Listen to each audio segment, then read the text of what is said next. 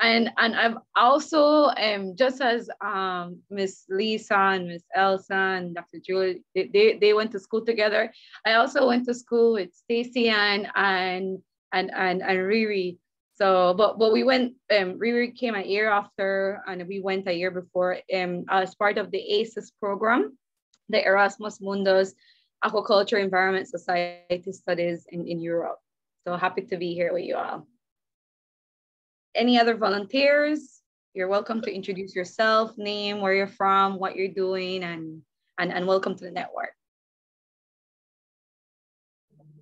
So I'll go ahead, even though I know I have a little segment, but I'm Lisa Lecesne. I am actually a quality assurance manager for a food company. My degree is in biochemistry with a minor in chemistry, and I did a dabbling with zoology too. So I've also been involved in product development. So really, I've not really studied fish at university, but I do love it. And it's like a big science experiment to me, you know, breeding fish and everything. So that's me. Great, thank you. And for me, I went to UE Mona. That's where I know Lisa from.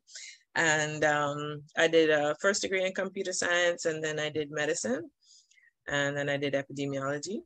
So I work in the private practice in Nassau, Bahamas, and I'm a fish hobbyist. So I've got, you know, lots of containers outside, and they just keep breeding up, and I sell them to the fish stores. So that's just my little thing that I do on the side. Excellent. Any other volunteers? Hi, I'm Lisa Benjamin in Trinidad. I did in NATSI aquaculture and fisheries, and then I'm a veterinarian, and right now I'm also an epidemiologist. And right now I teach veterinary public health and epidemiology. So this is the perspective that I'm taking. I want to increase the fisheries. We do aquatic food safety. And so I just want to increase that component, percentage of that component in what we do. So, yeah. Excellent. Wow, that's beautiful. I guess I could follow. Yes.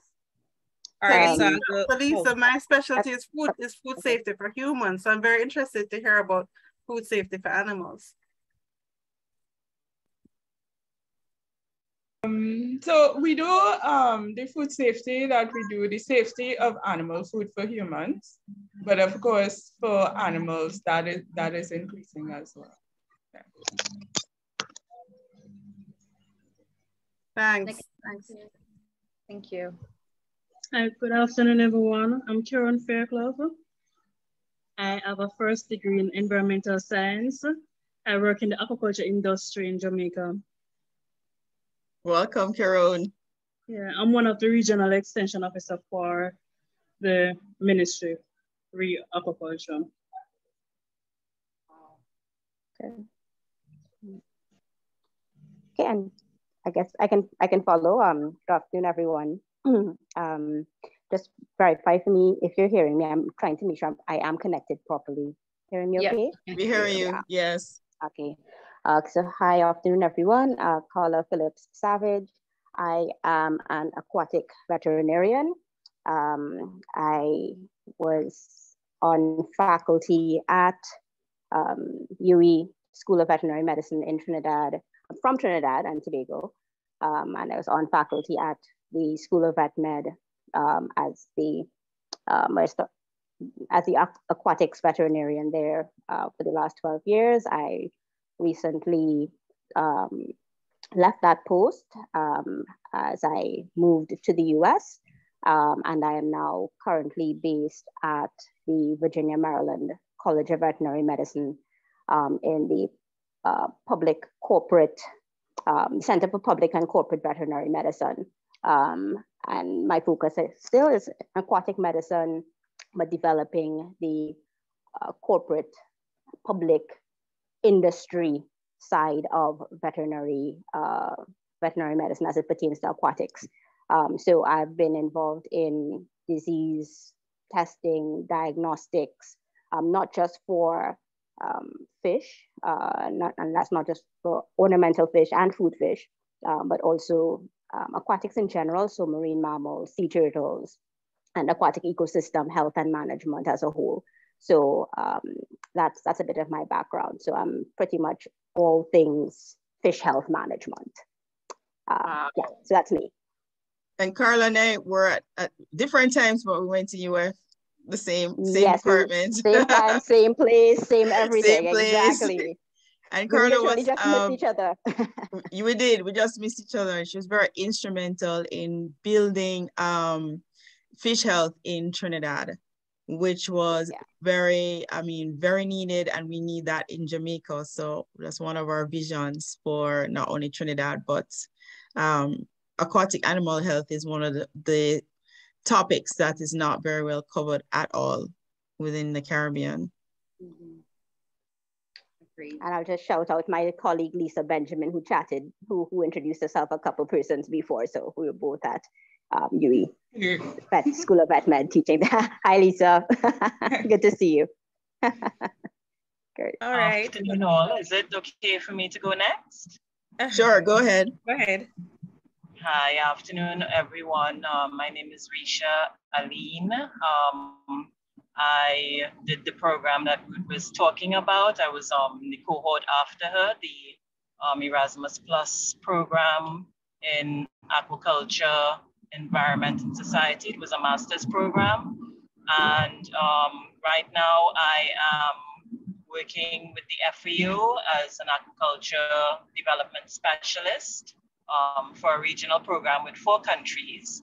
And we're trying to not only boost the aquaculture industry, but really to get these countries more resilient to climate change and to use climate smart technologies. So I'm working with some aquaculture farmers, aquaponics farmers as well. And we realized that, they need capacity building in, financial literacy, as well as, good aquaculture practices. So that is what I'm involved in, stemming from my love of nature and especially the ocean. So certainly great, thank you for this initiative, and great to see, some, colleagues that have interacted with me and who have supported me, and looking forward to see, how this network can grow.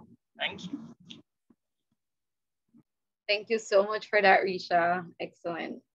All right, so I guess I'll follow next. Hi, everybody. How are you? Hey, Leanne. Hi, my name is Leanne Morris Bennett, and I am a Fisheries Extension Officer with the National Fisheries Authority in Jamaica. I am currently a master's student at Holar University, where I'm interested in more in mariculture. So my background is in tilapia. Actually, I have an associate's and a bachelor's in environmental studies, and then I segued into a master's in aquatic biology at Holar University, where I am now looking at site selection for mangrove oysters based on food abundance and just environmental conditions. I have here with me, I see my supervisor. Hi, Dr. Davis, how are you? She's one of my 2 supervisors, so shout out to her. And I got into aquaculture in 2009, and I've been in love ever since.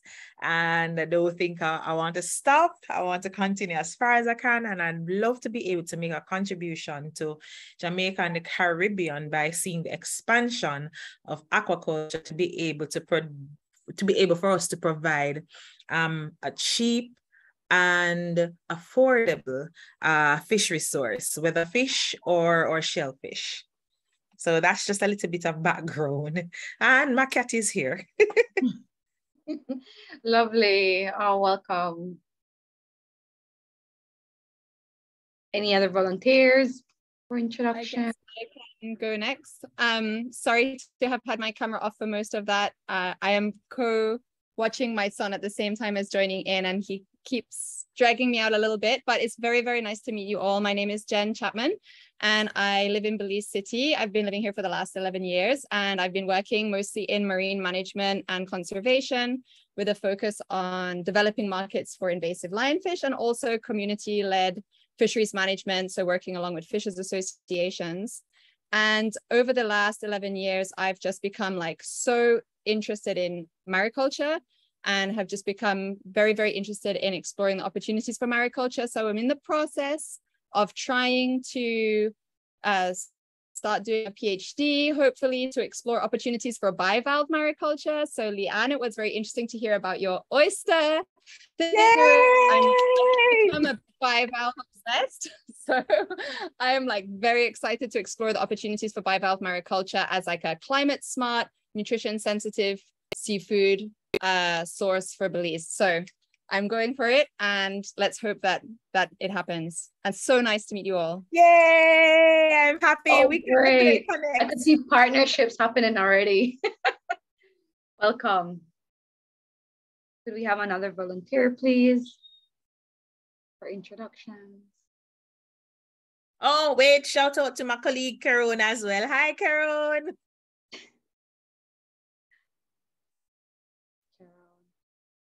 Stacy? Grace? Hello? I guess Stacy's not there. Sorry, I've started driving. So. Oh, okay.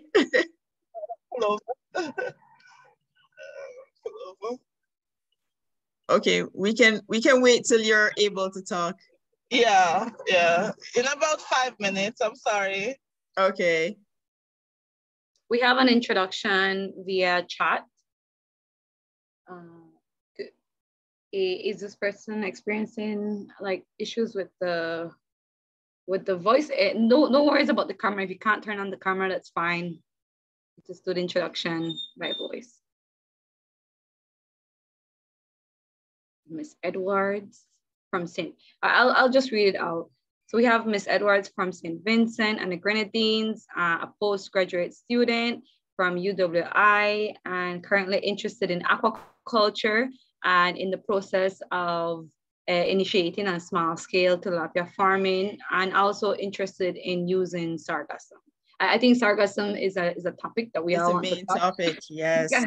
Topic. So it's definitely something that we could open to the floor later on in the agenda.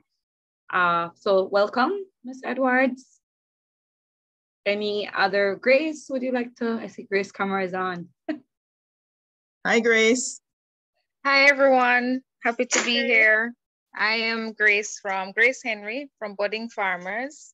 Budding Farmers started from just, engaging with the children during the pandemic, but it has blossomed into so much more, from teaching children about agriculture, all aspects of agriculture from as young as 3 years old.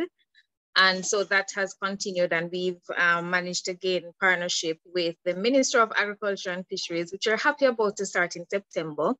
And also we have a magazine that we'll be using to also push the network that Julian started. So happy to be here. Nice meeting all of you.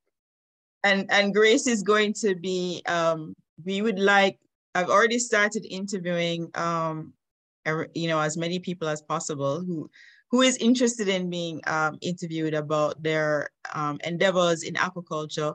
But Grace's magazine is also going to be doing a feature, if you like.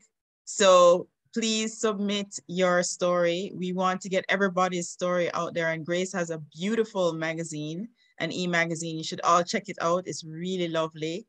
So we would like to have everyone's story in her magazine. So think about those questions that I've already started sending out.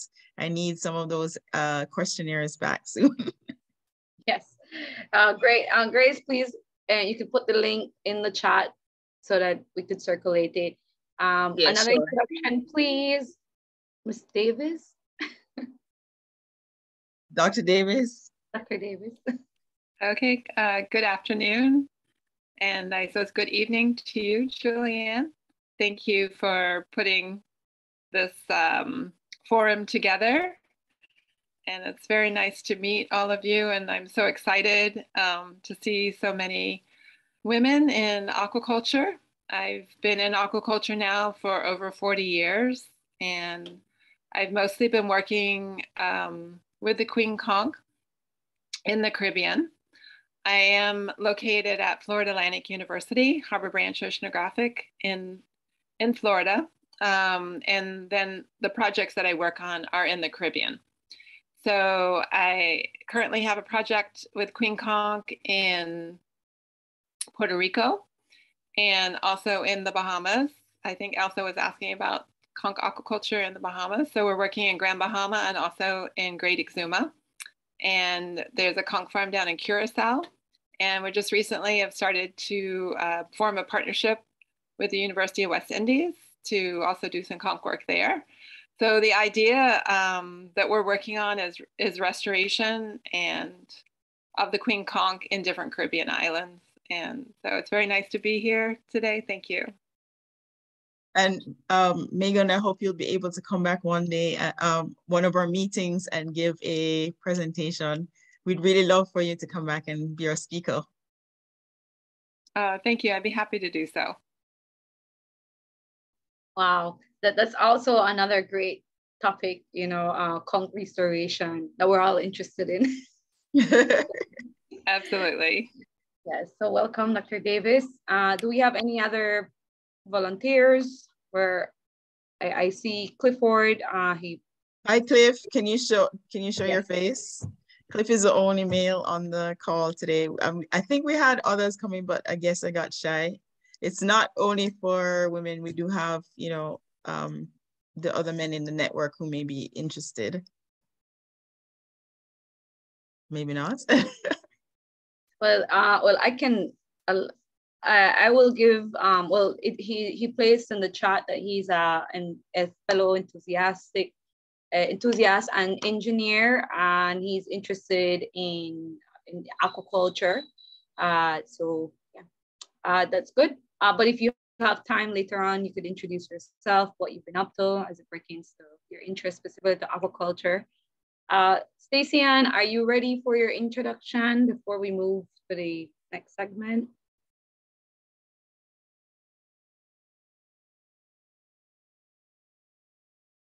I see Miss Williams is on. I don't know if Miss Williams would like to introduce herself. Kayla Williams. Kayla Williams. Those are the last two on the call. Can you introduce yourself? I'm not sure. Okay, we can continue.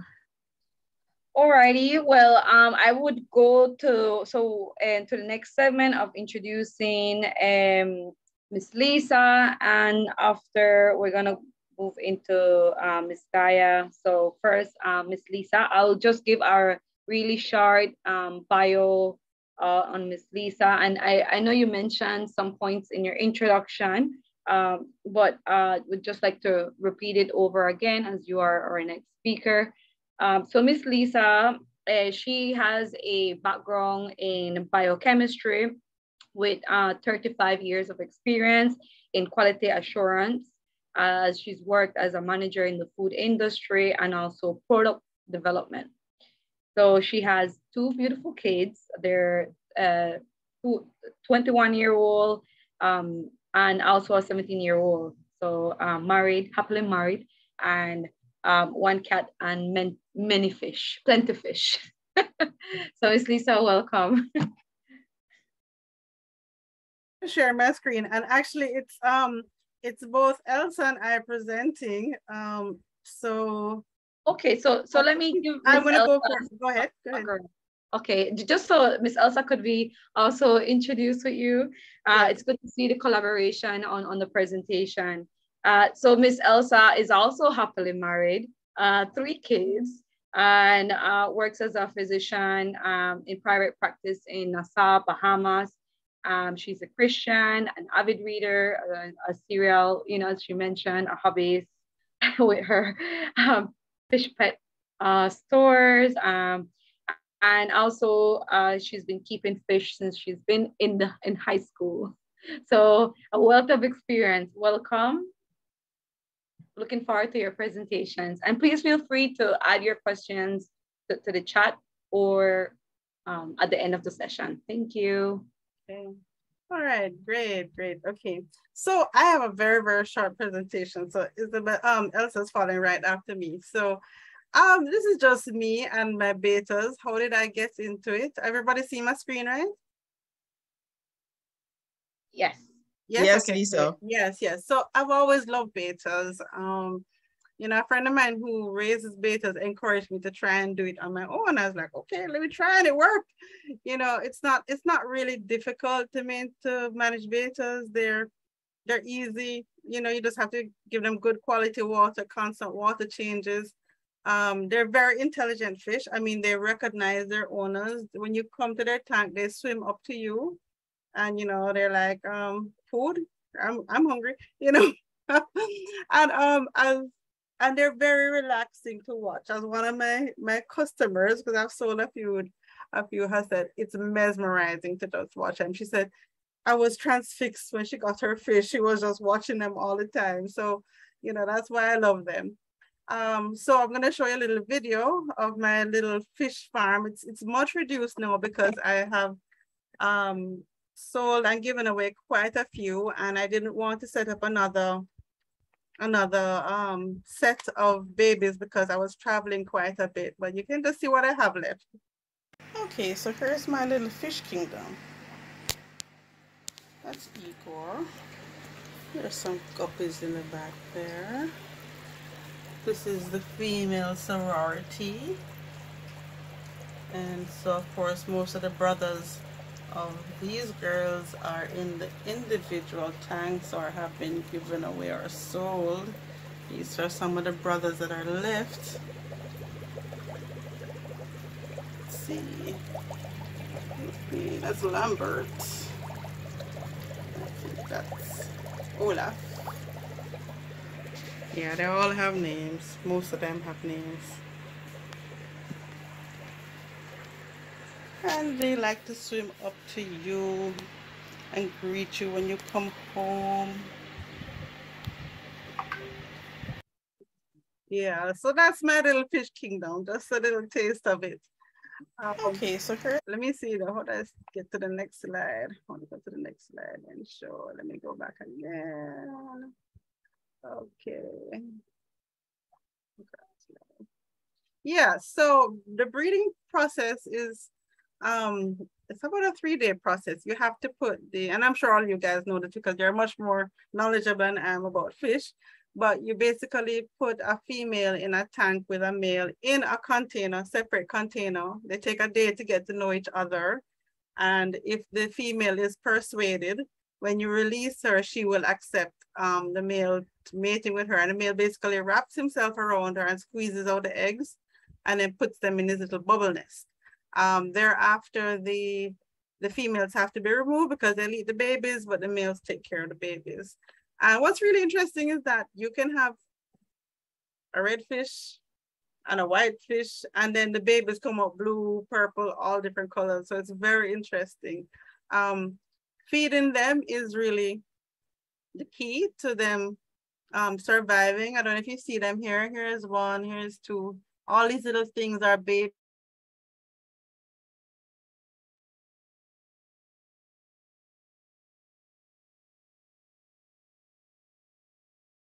Did we lose Lisa? I think we did. Uh-oh. But the betta fish, they do look really interesting.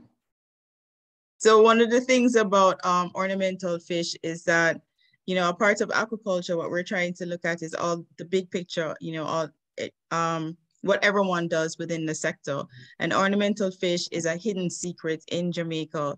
It's an income creating business. You can sell it to the pet store. I think Lisa told me that she sold her fish to the local pet stores. So we're also trying to probably promote it in the future as you know, an income creating business. Sorry, Lisa, we lost you for a second. I think your camera, I mean, your microphone is off. You're on mute.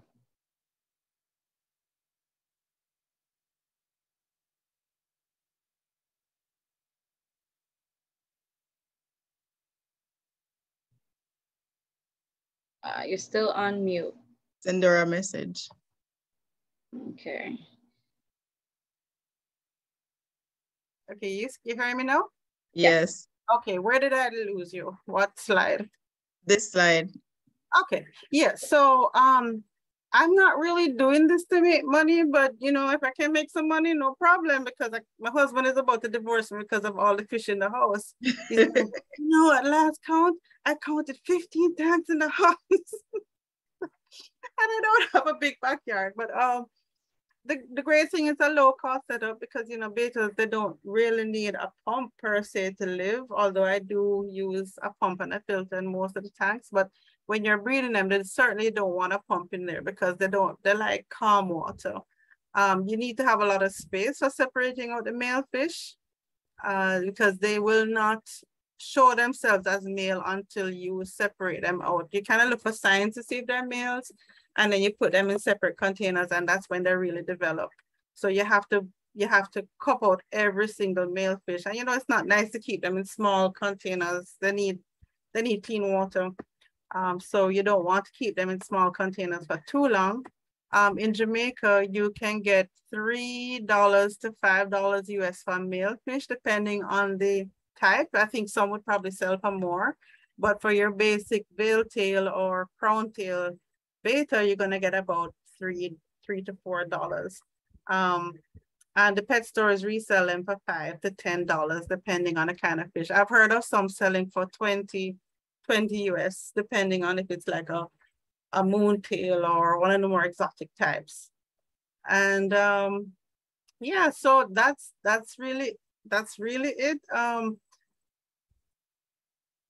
I have, as I mentioned, I have a cat, and you know, these are some of the risks of having betas. You see, my cat has decided that this is what she should be drinking from. What's amazing is that she doesn't trouble the fish. She just likes to drink from their bowls, right? So yeah, so that's it for me. So I guess we could go over to Elsa, and you could ask questions afterwards. Is that what you would like to do, Julie? Yes, thanks, Lisa. I appreciate it. Thank you. Sure. Elsa? She looks like she's okay. Okay, she's sharing her screen. Okay, great.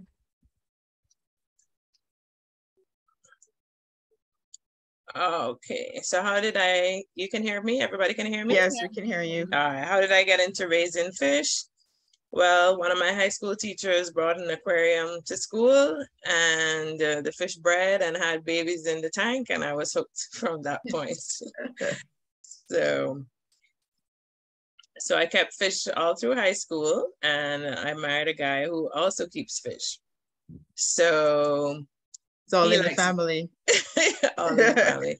So he likes big fish. He likes the Pacos and the Oscars, you know, those types of fish. And that's what we had for most of our marriage. I like the small ones, you know, the guppies and mollies and things like that. So for my midlife crisis, I decided to get some small fish, because we always had big fish because of my husband. So I bought some guppies from the store, but they kept dying. So I bought some pregnant ones. I salvaged the babies. I raised them. They had babies, and now I've got hundreds and hundreds of guppies. And I sell them back to the same store that I bought them from, because I said, well, you know, at least mine are healthy. They're not going to die as soon as you buy them. So they buy them from me. So these were some of my first babies, my teeny little tiny babies that I was so proud of. And, you know, from there, I've gone to hundreds, hundreds and hundreds of fish. So I have guppies, mollies, platies, swordtails, plecos, shrimp, and snails. So most of these are very easy and simple, because this is my, you know, my little side thing. So these are mainly live bearers. The shrimp are egg layers, but they keep their eggs themselves and then release the babies. And the plecos also take care of their babies. So that makes it much easier. So how hard is it? It's as hard as simple as you want to make it. I know I'm talking to people who know a lot more about these topics than I do. But you can you can have a little better in a small container. You can have a few fish in a little vase. I've got plastic totes outside with no filters or pumps, and I got some fish in there. And you can also have, big tanks with hang on back with pumps and filters. This is my son's tank. So he also is an enthusiast. So he has about 4 or 5 tanks himself. So I've got multiple tanks and containers. So I've got tanks in the back, I've got tanks in the living room, I've got tanks on the patio. Wow. So I've had all kinds of containers, as you can see, 55-gallon drums, tanks, I've got totes, wow. So yeah, I've got all kinds of stuff going on. So feeding and maintaining, it can be as simple or as hard as you want it. Simple, especially for these small ones. They're not as fussy as the betas or the baby betas. And the babies are bigger. So they, you can feed them flakes. Or you can, if you want to make it more complicated, you can do combinations of flakes and pellets. I also do frozen food. I do a mix up thing and freeze it, and I feed that to them, especially since I've got the shrimp and the plecos. I want stuff on the bottom that they can eat. And some people do the live food like brine shrimp. I'm very low maintenance. I don't do that. So this is an example of the food. This is my on the right there. That's my little frozen foods that I make and give to them. And I used to make, sorry, Elsa, I have to say that wordless. I used to make those foods. Oh, really? Yeah, okay. I was the one that used to formulate all of the Wordley products. Oh, wow. Wow, you're a celebrity. Wow. Okay, we're a very elevated company. So yeah, so pumps and filters. So you can use air pumps and sponge filters. That's what Lisa has on her betas. You can have hang on back filters, which is what we have for the bigger fish. I don't use hang on back for the small fish and the shrimp because they'll get sucked in.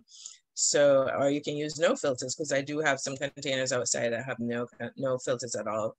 So the more fish you have in one container, the more you're going to need, pumps and on air and filters.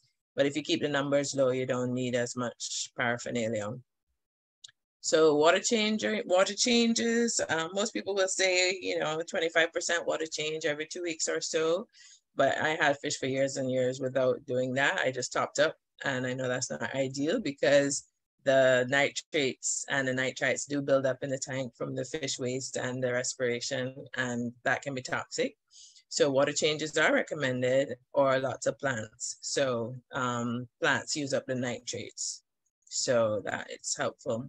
So what does it do for me? It's relaxing most of the time. It can be quite stressful sometimes, when you got sick fish, or, like while I was away, and it's happened to me twice while I was away with Lisa. All my fish died in one of my tanks. So it can be, quite devastating sometimes if things don't go the way you want it to go. But I love the babies. I love trying to breed the fish and being successful with that. They're pretty, they're relaxing. And then, of course, as Lisa said, I sell them, and I can make enough money to buy fish food, and so my husband doesn't give me too much of a hard time about all those containers. So I was very excited when I finally bred the plecos, which are fairly easy to breed. So these are bristlenose plecos, and that's a little shrimp there on the side. And so this is them, the male persuading the mom to come into his cave and do her thing. And then the dad also takes care of the baby. So these are the teeny tiny little baby plecos on the glass. They're really teeny tiny, but these are, you know, they're egg layers, but the dad takes care of them in the cave until they're big enough to come out. So by the time they come out, they're still teeny tiny, but they, you know, they can manage on their own. So as scientists, how can raising fish demonstrate science? So I'm a doctor. I don't know if I really consider myself a scientist, but definitely, you know, it's definitely experiments, you know, trying different things, seeing what happens. You try this, you try that.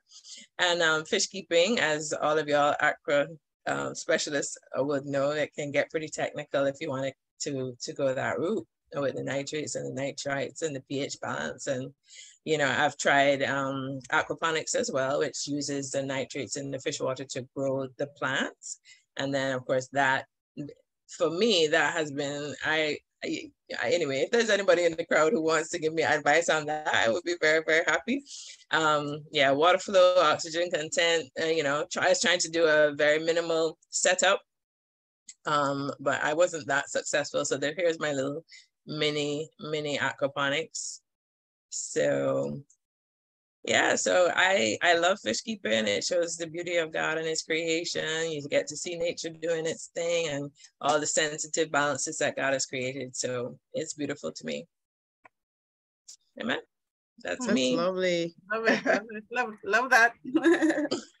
Wow, very beautiful presentations. I know we use them as experiments.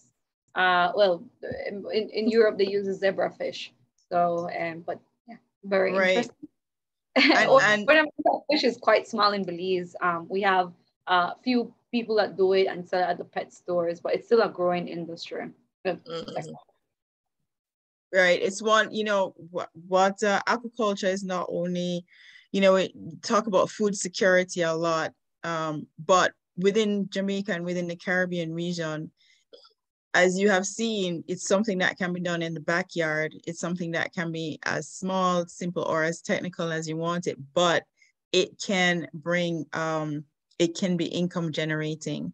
And so there are many women who, you know, we're as a group, I'm segueing because we're kind of getting to 11 o'clock, but as a group, you know, I'd really like to see this group grow into something that is formal, that can ignite and inspire aquaculture on many levels, whether it's within the schools as a science and income driven to women who need jobs, you know, like to be able to stay home, take care of their kids. And ornamental fish aquarium fish is one of those that can bring in something on the side. So and it's really great to see two scientists, food scientists, and a medical doctor who are doing this. So, you know, that's pretty exciting to me that we can show other women who need to be able to do something that it's something viable and it's something exciting to do. So thank you so much, Lisa and Elsa, for showing us your not so much of a hobby. I mean, I think as scientists, I know, Lisa, you're a true scientist. You put a lot of science into it. And Elsa, don't let Elsa fool you. Elsa has tried everything and she becomes an expert in everything she does. I mean, she was making soaps at one time. So she's a scientist. She can't run away from it. Thanks, Stacy, for joining. So Stacy. Great evening, everyone. Hello, hi Stacy. Hi. Stacy is calling from Ireland. Yeah, but I'm actually in the UK this weekend. So. Oh, okay. And she's on vacation, so she made it through her vacation. Thank you for coming, Stacy. You're welcome. You're welcome. Glad to join. Looking forward to what this network will start to do within the Caribbean region. I think there are a lot of potential out there, a lot of untapped resources. And I think with all of us and others to come, we can certainly make an impact. So really looking forward to working with everyone, finding those networking opportunities and really connecting. You know, Dr. Megan Davis was one of, many years ago when I when I did an associate degree in aquaculture in Florida. Dr. Megan, I did a tour of Arbor Branch Oceanographic Institute, where Dr. Megan was doing her research on Queen Conch. And now it's like 20 years later. So it's amazing to see how time moves and different things different connections that can be made, and how we can all work together to make a difference in this sector. Absolutely, because the thing is that, you know, I started doing this with Carla. With Carla and I were having many talks from last year, maybe 2020. And I found out after starting to do the Instagram lives and all the different conversations that everyone's kind of working in an isolated way, you know, as you see with the ornamental fish, it's like a secret thing. So I wanted to be able to like reach out and find everyone. And although it's different sectors, there are many things that we can share, and as women to be able to support each other, and especially studying abroad. I don't know about you guys, but when I went to school, I was like the only one. And I didn't really have any mentors. I didn't have any women of color mentorship. And I think it's really important for us who have to go abroad to study, or if you choose to go abroad to study, that you have that connection in which we can, you know, the second generation can reach out to those that have done it before to get the help. You know, if you choose to do academics, or you choose to do entrepreneurship, or anything you choose to do, there's somebody out there that you can reach out to. I mean, men have networks all the time. Why can't we? So I really think it's important that we leverage the knowledge. I mean, look in front of us at all the knowledge, all these brilliant women. We need to be able to reach out to each other and, you know, get the help and the support and really ignite aquaculture in Jamaica, in the other Caribbean islands. I don't know a lot of Caribbean islands, so I'm really happy we have Trinidad, we have Bahamas, and we have St. Vincent. So, you know, I would like to bring us all together and to formalize it. So in the next, I think we want to do this every 2 months. I really love your suggestions. The international meetings always, like the World Aquaculture Society, always have women's networks, and they have, you know, a treasurer, a secretary. We have, you know, the whole leadership team to come together and to do something actionable and sustainable to make a difference. So that's kind of what I envision for the group. We have a few more minutes, so I don't know if anybody has any questions, any suggestions, anything they want to mention.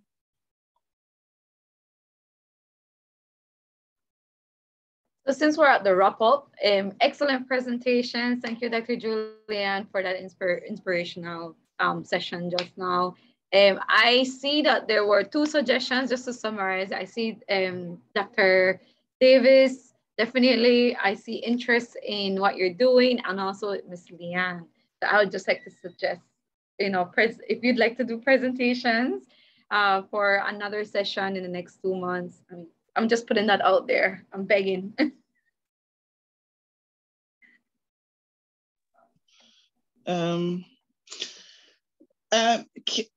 Like I have probably one suggestion too.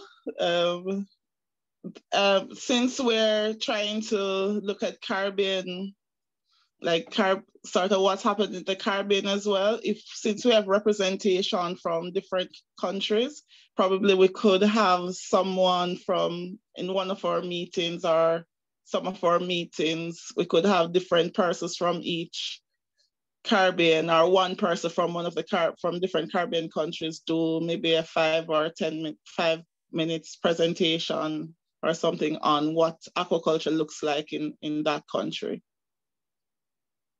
I don't know. Definitely. I agree.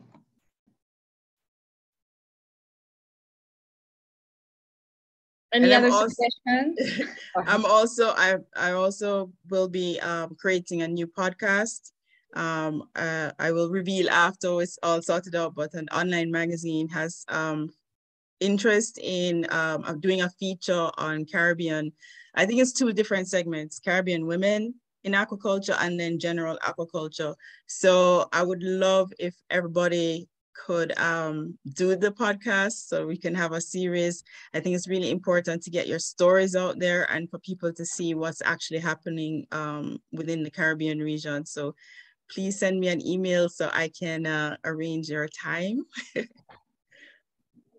That would be wonderful if you could all do it. That does not sound like a bad idea at all. It's time, I think, the Caribbean gets a lot of representation. We have brilliant women here, and it's time that the world hears our voice, that we're not just some small group of islands stuck in the middle of the world. We have a voice, we have purpose, and I would definitely want us to do this podcast for sure. So I agree. Thanks, Leanne. I see Clifford and Angela have their hands up. Hi, Cliff. Hi. Are you able to hear me? Yes, we hear you. Yes, We I can. apologize for earlier. I was a little bit tied up, but I was tuning in just so I could try to catch what I could catch. Thank you very much for the very wonderful session. It's very informative. I am somewhat new to aquaculture, but somewhat not new. A very good friend of mine she, unfortunately she's not here, but she was trying to get on. Dr. Wallace. She has been the one that most of my thought process around aquaculture. She has been very integral as in that regard. I'm very interested to see how aquaculture maybe be used as a vehicle and be, for the common man in the Caribbean. Lots of people, I think that they don't have the knowledge how to go about to start, and sometimes the interest is there. And I think this is a wonderful network that will actually not only be beneficial to women, but there are other men out there that would like to partake, but just don't know how to actually get to resources and know how to be a part of this wonderful, I think, discipline. So thank you very much. It was really lovely to hear your stories, and looking forward, and the suggestions that came out are really excellent as well. In particular, the one that, have a representation from each Caribbean country, being able to, show what's happening on their side. That would be a very, very interesting session to kind of to tune in as well. I look forward to that. Excellent. Thank you for that, Clifford. I see Miss Angela would like to introduce yourself, please. And then we're at the closing. Hello, thank you. Can you hear me? Yes, we can hear you. Okay. First of all, thank you for the invitation. I don't have my picture up because I was in the middle of actually personal care with a mask on my face. And for fear of scaring everybody with a mask on my face, I am not putting my picture up. I put a little note in the side. I've been in aquaculture for quite some time, in research primarily, coming from a background of wild fisheries and marine biology in Canada. I'm a Jamaican returning to Jamaica. I'm born here, but as you can tell from the accent, not a very thick Jamaican accent at this time.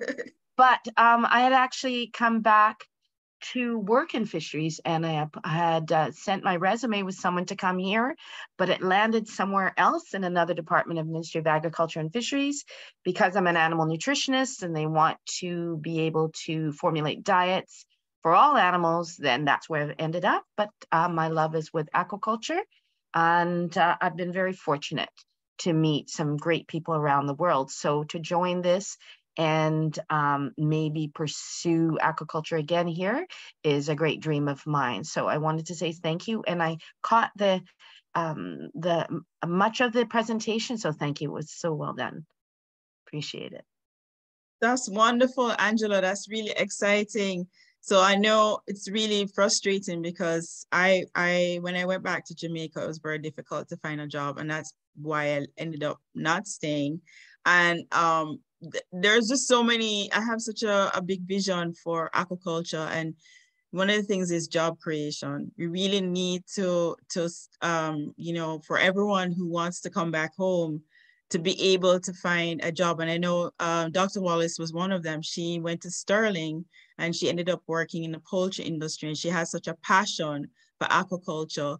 So, you know, I would really love to be able to form this leadership group, to come up with some actionable plans and to really start working on igniting and inspiring and, you know, getting others to see what we see, the importance of aquaculture, and for small islands, why it's so important. I can list all the things why aquaculture is so important, and currently writing a proposal and really trying to start doing more articles.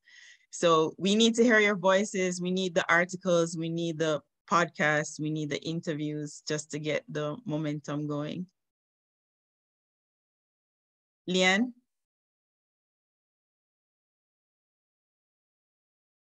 Yeah.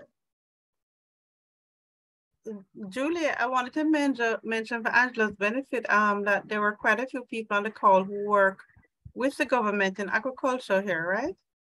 That's right, Caron.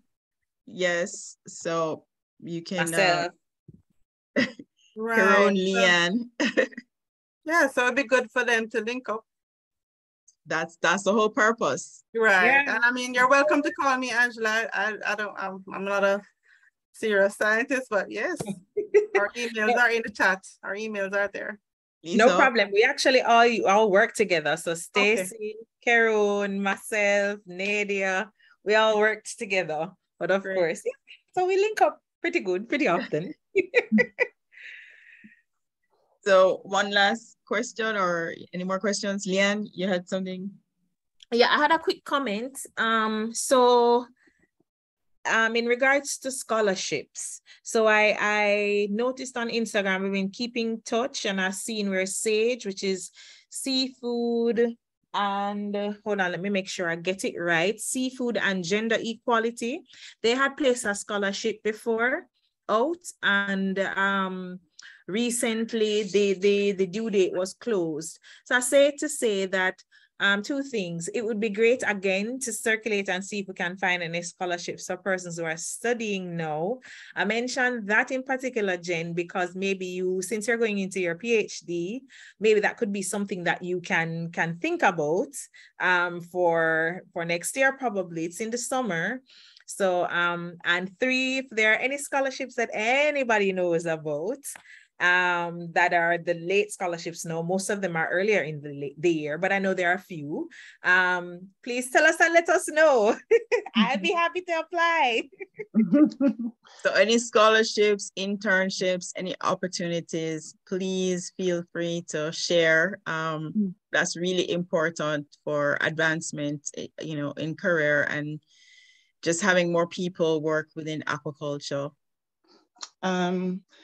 So sometimes, like, I find that I sometimes have a knack for either finding scholarships. She does. She does. So I was driving, so I didn't hear clearly, but I think someone had said that she was either searching for a scholarship to do a PhD or something. Jen. Jen, also, maybe you can just touch base with me and I'll see if I have any information I can share. Thank you so much. Yes, I'm learning that going to do a PhD in the States is definitely extremely expensive. So any advice and guidance would be very much appreciated. And Stacey, and my mom is from Ireland. She's from County Cork. So I don't know where in Ireland you are, but you're in Cork University? Yeah, I'm living in Cork. I go to university. My mom comes from Kinsale. Yeah, we need to link up. Wow, yes. Yeah. Oh, so we definitely need to link up. For sure. Wow. Well, I would like to just, try to wrap up the session now with a closing half, but definitely we have your contacts, and I think it'd be good if we could stay in touch via LinkedIn or whichever mediums, but feel free to put your information into the chat so we could all exchange. But it was a great session. And regarding scholarships, there's a WhatsApp group. So I don't know if Dr. Leon and Dr. Julian would like to connect us all. That's via... right. We can start a WhatsApp group if everybody would be interested. We can keep the running conversation, and that's really very helpful as well. Yeah. Yes, so we could share links in there because whatever comes your way, we'll forward. So I will share this recording. It's going to be kept private. I will share it with you, or if I put it on YouTube, it's on a private link so that you can receive it and watch it again. So this was really exciting. I know that we could talk more. I wish, or my dream is that it's going to be next year. We can meet up in person. I don't know how possible that is, but one day I hope we can all meet up in person and have more visual face-to-face conversations. I see that in the future. And so, yeah, so please, I'm trying to form a leadership team. If you are interested, please email me, and I will give you the chat and the emails and the recording. Any last words? For me, it's just great seeing everyone. Persons that have, like Ruth is my very good friend, and my colleagues from Jamaica, and just other new persons that I'm now meeting. It's so lovely to see everyone, you know, and just have a chat this evening. So have a great weekend, everyone. Thank you so much, everyone, for making it. It was a lot of fun, Julie. Thank you. Thank you, Lisa. Thank you, Elsa. And please share about the network so that the next time we can have more people and it keeps growing. So please share with everyone that you know is interested in aquaculture. So thank you, everybody. Thank you, Dr. Davis. Thank you, Bye. Wonderful rest of your day. Everyone. Take care.